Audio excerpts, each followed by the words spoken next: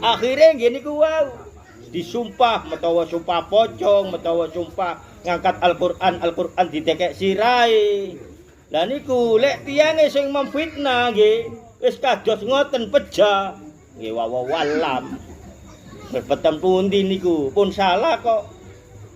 Salah niku nggih termasuk enten kejadian nggih umum sakniki gak peduli kon anak wali, gak peduli kon Gus, gak peduli kon kiai, gak peduli kon sapa, tingkat keimanan dewe-dewe iri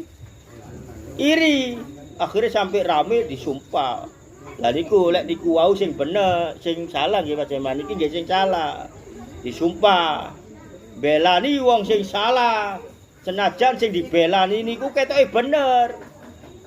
Surbanan, gamisan, gak ada pondok nopo, kenyataan di tengah jenge Allah merubah sejarah bangsa Indonesia, merubah kehendak Allah.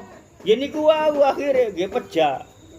Lah niki sing salah ngian umum niki. Allah boten pandang bulu bakon sapa, bakon anake sapa. Oleh gak bener mubahala sumpah dengan ucapanmu maka terjadilah kehendak Allah. Gini ku pejah.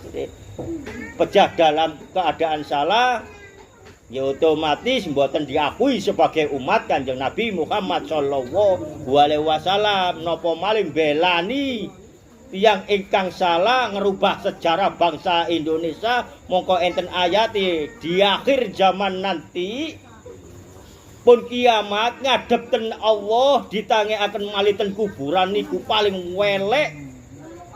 Lek tiyang niku wau belani sekutu napa malih nggih sekutu Belanda.